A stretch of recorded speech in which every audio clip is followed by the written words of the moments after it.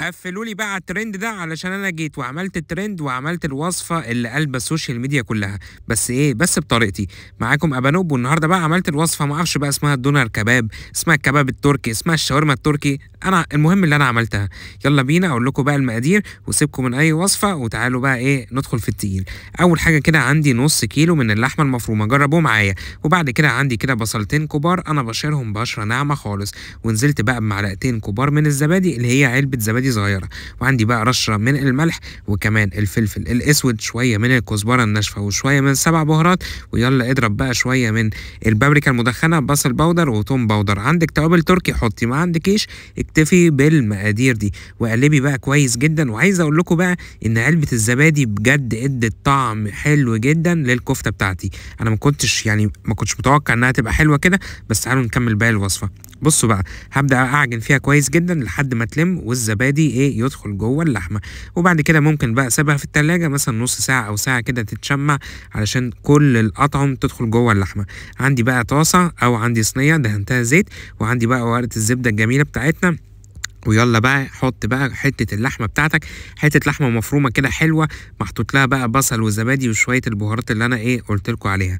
بصوا انا ببدا افردها كمربع كده، وبعد كده هبدا احط ورقه زبده تاني وافردها بالنشابه. يلا قولوا لي بقى انتوا بتتابعوني منين، ومين جرب بقى الوصفه دي في البيت وعجبته؟ يلا قولوا لي، وقولوا لي بقى انتوا بتسموه ايه في البلد بتاعتكم. حطيت بقى ورقه زبده تاني، وبدات كده ادوس عليها وافرد بقى يا باشا بالنشابه لحد ما يبان لها صاحب. لازم يا جماعه تتفرد كويس جدا علشان السمك بتاعها يبقى قليل جدا جدا جدا جدا جدا جدا جدا. شفتوا كام جدا؟ طب لو عرفت انا قلت كام جدا في الفيديو اكتبوا لي الرقم في الكومنتات. هبدا بقى ايه افرد كويس، وكده بقى هي اتفردت كويس جدا من كل الاتجاهات. هبدا بقى اشيل ورقه الزبده. شايفين السمك يا جماعه؟ شايفين ولا لا؟ ردوا عليا.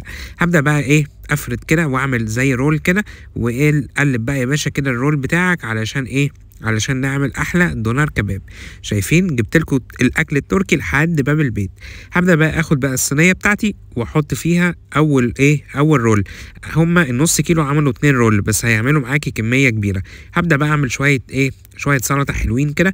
عندي بقى فلفلايه خضرا كده هبدا اقطعها، وكمان طماطميه ظريفه كده بس تكون ناشفه شويه هبدا اقطعها. ويلا بقى البصلايه الحمراء، وانتوا عارفين ان انا من محبي البصل الاحمر، بحب البصل الاحمر والرمان، محدش يسالني ليه. هحط كل دول بقى في طبق. لو عندك بقى شويه سماق حطيهم، وقلبي كويس جدا مع رشه بسيطه خالص من الملح، عشان بس ايه تدي طعم كده للسلطه بتاعتي.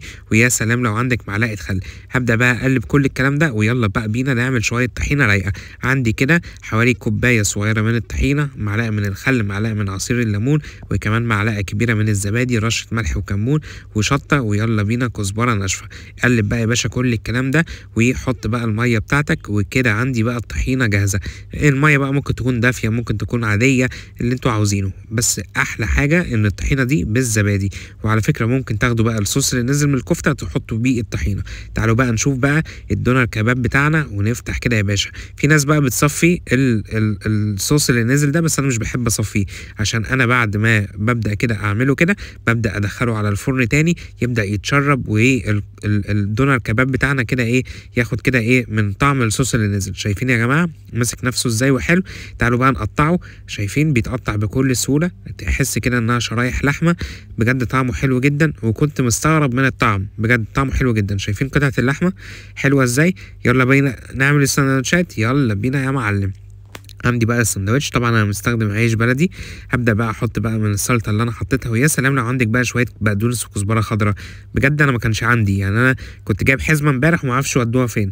يلا مش مهم. هبدا بقى اخد دونر الكباب بتاعنا، واحط بقى يا باشا السلطات بتاعتك والطحينه، وكده عملت بقى بصوا عشان بحب البصل فحطيت بصل تاني. هحط بقى شويه الطحينه، طبعا الطحينه ايه تقيله شويه يعني، عشان انا مره عملتها لكم فيديو قلتوا لي ايه ده الطحينه بتاعتك خفيفه فتقلتها. تمام. عندي بقى الطبق التقديم بتاعنا. طبعا عملت سندوتشين، بس الناس بقى اللي عامله دايت هبدا بقى احط لهم شويه سلطه، وحطيت بقى ايه شويه دونر الكباب زي العسل زيكم كده، وابدا بقى زينها بقى بشويه الطحينه. وكده عملت اسهل ترند اللي هو قلب السوشيال ميديا. يا رب يعجبكم. لو عجبكم الفيديو اعملوا له لايك وكومنت وكمان شير لحبيبكم ابانوب، وهتلاقوا الوصفه على الفيسبوك والتيك توك وعلى كل السوشيال ميديا. تابعوني. كان معاكم ابانوب.